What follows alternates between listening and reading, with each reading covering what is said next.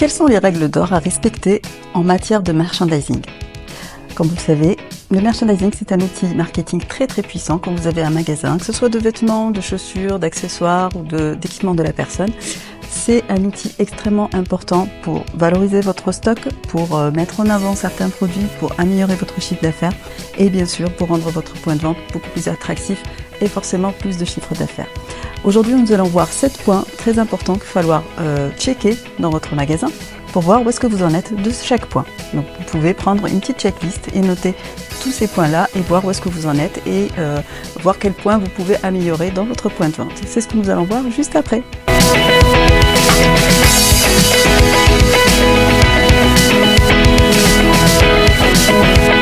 Bonjour et bienvenue à vous mes amis commerçants. Je suis Zora, coach et formatrice pour les commerçants indépendants et également commerçante indépendante sur la région toulousaine.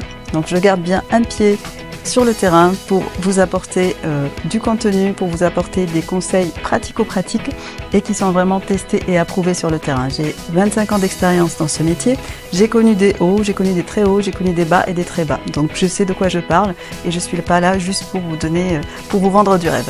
Voilà, ça c'est dit. Nous allons passer au sujet du jour. Donc je voulais vous parler merchandising. Le merchandising, comme je vous disais en introduction, c'est un outil très important qu'il ne faut vraiment pas négliger quand vous avez un commerce. À quoi ça sert? Ça sert à augmenter votre chiffre d'affaires à travers la mise en valeur de vos produits. Et ce merchandising, vous avez certains points clés qu'il faut absolument respecter. Donc je vous invite à regarder cette vidéo jusqu'au bout, à prendre des notes, n'hésitez pas, et surtout likez, partagez et abonnez-vous à cette chaîne pour ne rien manquer des prochaines vidéos. Le premier point que nous allons voir aujourd'hui ensemble, ça commence par votre entrée. L'entrée, et avant même de rentrer, je parle bien sûr de votre vitrine. Votre vitrine, c'est votre carte de visite en magasin. Il faut absolument mettre vraiment tout le paquet sur votre vitrine. Ça ne veut pas dire surcharger en décoration, bien au contraire. Aujourd'hui, on va vers quelque chose de plus épuré, plus naturel. Après, tout dépend de votre style de magasin, bien sûr. Je ne suis pas en train de dire qu'il faut que tout le monde rentre dans le même moule. Il faut que votre vitrine raconte une histoire avant tout. Une fois qu'elle raconte une histoire, il faut qu'elle soit harmonieuse. Il faut qu'il y ait un thème, il y a un fil conducteur dans votre vitrine. Alors essayez de respecter un maximum de 3 couleurs, par exemple, si vous faites dans les vêtements ou dans la décoration. Et surtout, qu'elle soit en lien avec la saisonnalité. Ça, c'est très important également. Votre vitrine doit également être agrémentée par des éléments visuels, tels que des affiches, par exemple. N'oubliez pas surtout de mettre les prix, c'est très important. Et c'est même une obligation légale d'ailleurs. Faites attention aussi à votre éclairage. Essayez d'orienter vos spots dans la vitrine de façon à ce qu'il y ait un éclairage suffisant. Certains magasins qui se trouvent dans les centres-villes ou certains lieux peuvent avoir par exemple le reflet du soleil dans la vitrine et on ne voit pas forcément de l'extérieur ce qui se passe. Moi j'ai été confrontée à ça précédemment dans d'autres boutiques et en fait il existe des filtres anti-UV. Déjà ça évite la décoloration de vos articles, ça c'est la petite astuce. Et puis ça limite les rayons, ça limite le reflet du soleil sur vos vitrines et donc on voit un petit peu mieux les articles. Le deuxième point, c'est le parcours client. Est-ce que votre parcours client il est suffisamment fluide, suffisamment clair dans votre magasin? Très souvent, les gens quand ils rentrent, vous verrez, essayez de regarder dans votre magasin. Après, ça dépend de la configuration, mais plus souvent, ils rentrent par la droite. Ils vont se diriger instinctivement sur leur droite. Et est-ce que vous avez réfléchi à ce sens client? Et en fait, c'est à vous de le créer. C'est à vous de voir comment vous allez faire passer les clients dans votre magasin. Regardez par exemple les magasins Ikea, vous allez forcément aller dans le sens des flèches, vous allez forcément aller dans un sens qui aura été prédéterminé, de façon à ce que vous voyez un maximum d'univers. Là en boutique c'est pareil, on peut utiliser ces techniques-là. Pas forcément mettre des flèches au sol, mais en tout cas disposer vos articles les plus attrayants à l'entrée, à un endroit bien spécifique, et de façon à amener les clients à tourner dans votre magasin de façon stratégique tout simplement. Le troisième point, c'est l'éclairage. L'éclairage est primordial dans un magasin. Il faut qu'il soit le magasin doit être suffisamment éclairé, mais il ne doit pas non plus avoir un éclairage froid, trop intense, qu'on n'ait pas l'impression d'être dans un hôpital bien sûr.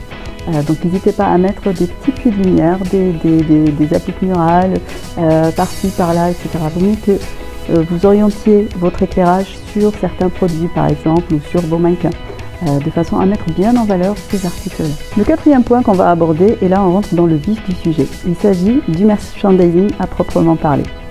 En fait, il s'agit de mettre en valeur vos produits de façon cohérente et de façon harmonieuse. Donc vous allez voir, votre magasin, il faut qu'il raconte une histoire. Il faut que le parcours soit fluide, comme je vous le disais. Il faut que ça soit fluide également visuellement. Si par exemple vous travaillez dans un magasin de vêtements, vous allez avoir des imprimés. Vous allez aussi avoir des produits unis. Donc l'idée, c'est de matcher ces produits unis avec ces imprimés. Une des règles, c'est de ne pas mélanger les imprimés entre eux. D'accord ? Donc un imprimé par portant, un imprimé par module. Et ensuite, vous travaillez maximum 2 couleurs avec chaque imprimé. C'est pareil si vous avez un magasin de décoration. Si vous avez par exemple des poufs avec des imprimés, vous allez travailler ce pouf avec d'autres accessoires ou d'autres articles qui vont être dans ces mêmes tons, dans ces mêmes couleurs et qui racontent un peu la même histoire. C'est pareil pour un magasin de chaussures par exemple. Vous n'allez pas travailler les sandales avec les baskets. Donc vous allez essayer de respecter un petit peu les familles de produits et essayer de travailler des familles de produits qui vont ensemble. Le 5e point, c'est d'identifier vos zones chaudes et vos zones froides. Quand on rentre dans un magasin, on va automatiquement ou instinctivement se diriger vers des endroits et éviter d'autres. Le but, c'est de réchauffer les zones froides et d'utiliser ces zones froides justement d'une façon un petit peu plus ingénieuse. C'est-à-dire qu'on va les utiliser pour mettre par exemple les bestes. On peut mettre les meilleures ventes ou des produits, par exemple des must-have. Ce que j'appelle des must-have, c'est des produits, des fonds de rayon. C'est vos basiques par exemple que vous devez avoir toujours en magasin. Donc ceux-là, vous pouvez les mettre dans ces zones froides de façon à amener le client quand même à aller vers ces zones-là. Les zones chaudes, automatiquement, elle va attirer plus de personnes. Donc dans ces zones-là, on va mettre aussi des nouveautés, par exemple, des nouveautés. On va mettre des produits qu'on a besoin de booster un petit peu, les mettre un petit peu plus en valeur. Le 6e point sur notre sujet d'aujourd'hui, ça concerne les petits détails. Comme on dit, le diable se cache dans les détails. Et là, c'est encore plus vrai en magasin. Ces petits détails, je parle bien sûr de la propreté. Ça paraît logique pour certains, mais pour d'autres, des fois, c'est pas forcément le cas. Des fois, je passe dans certaines boutiques et je vois des petits moutons qui se baladent. C'est pas très attrayant et ça donne pas forcément une bonne image de votre magasin. Attention aussi à la musique. Il faut pas que le volume soit trop élevé.